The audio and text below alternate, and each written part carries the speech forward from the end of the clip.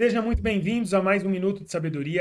E hoje eu vou te fazer uma pergunta muito clara. Quanto tempo vai demorar para cair tua ficha? Vamos comigo para a palavra? Lá no livro de Hebreus, capítulo 3, versículo 7, diz assim: Assim como diz o Espírito Santo, hoje, se vocês ouvirem a sua voz, não endureçam seu coração, como na rebelião, durante o tempo da provação no deserto, onde os seus antepassados me tentaram, pondo-me à prova, e apesar de, durante 40 anos, terem visto o que eu fiz. Por isso, fiquei irado contra aquela geração e disse: Os seus corações estão sempre se desviando, e eles não reconhecem os meus caminhos. Assim jurei em minha ira: jamais entrarão no meu descanso. Cuidados, irmãos, para que nenhum de vocês tenha um coração perverso e incrédulo e se afasta do Deus vivo. Pelo contrário, encorajem-se uns aos outros todos os dias, durante o tempo que se chama hoje, de modo que nenhum de vocês seja endurecido pelo engano do pecado, pois passamos a ser participantes de Cristo, desde que, de fato, nos apeguemos até o fim à confiança que tivemos no princípio. Por isso é que se diz: se hoje vocês ouvirem a sua voz,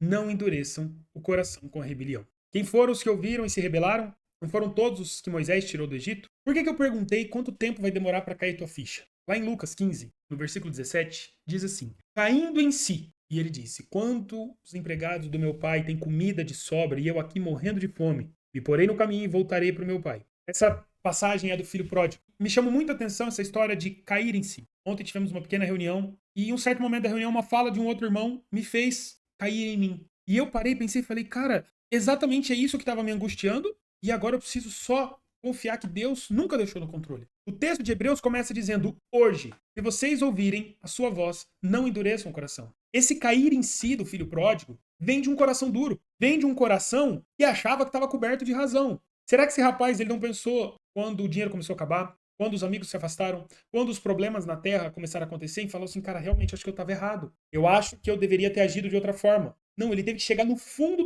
do poço. E tem uma frase que fala, né, que no fundo do poço nós não temos, não tem mais para onde ir, mas alguns relatos dizem que no fundo do poço ainda tem subsolo. Ele teve que chegar naquele nível para cair em si. Aí a gente tem que esperar o casamento ir pro pau, os filhos se afastarem, os problemas financeiros acontecerem para a gente cair em si, abrir os olhos. Hebreu está dizendo: hoje, se vocês ouvirem a voz, não endureçam o coração. O problema nosso, como humanidade, é que o nosso coração é duro. Nós gostamos de briga, gostamos de contenda, gostamos de estar certo. E aí a gente levanta as nossas portas. Ou a gente arranca as nossas portas. A gente tira todo o acesso para o Espírito Santo entrar e convencer nós do pecado, da justiça e do juízo. Deus ele não é um ladrão que entra pela janela. A palavra de Deus diz que Jesus está à porta e ele bate. E se você abrir, ele entrará e ceará com você. É preciso que você abra a porta. É preciso que o seu coração amoleça para que você possa ouvir o que Deus está falando. O filho pródigo, ele demorou muito tempo para cair em si. Ele passou por muito problema, ele passou por muita dificuldade até que ele viesse a cair em si. Será que é necessário que a gente padeça além do suficiente para gerar o crescimento? E eu quero fazer esse adendo. No mundo nós teremos aflições. Só que o tempo do deserto, o texto de Hebreus está falando do povo do deserto, foi de 40 anos. E nesses 40 anos teve gente que não caiu a ficha.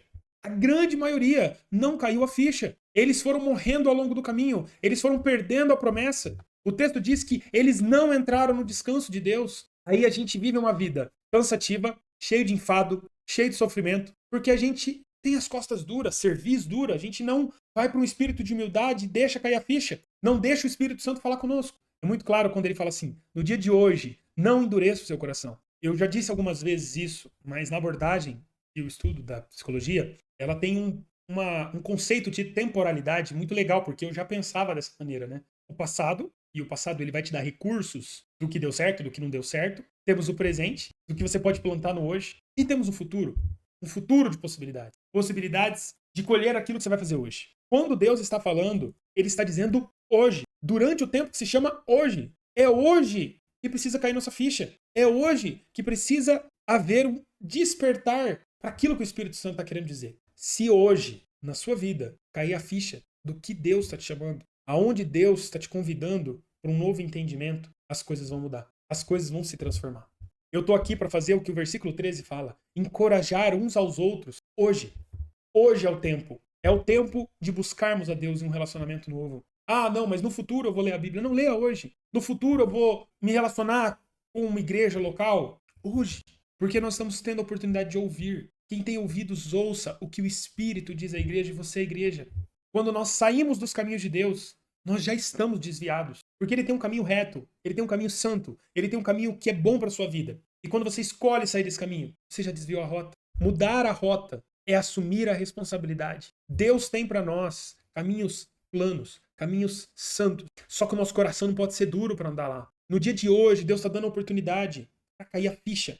Uma coisa muito interessante. Como quebrar a dureza do coração? Jejum e oração. Só tem essa forma. O nosso coração, ele por natureza é corrompido. O nosso coração por natureza é mau, é duro, é orgulhoso. Falo em especial, nós homens costumamos ser orgulhosos, não ser vulneráveis. Ter um coração determinado não quer dizer que é um coração inacessível. No dia de hoje, o Espírito Santo está falando com você. E o que você está se recusando a ouvir? A ficha vai cair. E eu espero muito, e eu oro a Deus, para que a tua ficha caia hoje. Que você não tenha que padecer, ou pior de tudo, perder momentos com a comunhão e com a presença de Deus. Porque a ficha não caiu. No dia de hoje, você tem uma oportunidade única, uma oportunidade maravilhosa. Por que eu estou dizendo que ela é única? Não é porque amanhã não vai vir. Não sou Deus, eu não sei se o amanhã vai vir. Nós podemos dormir e não acordar.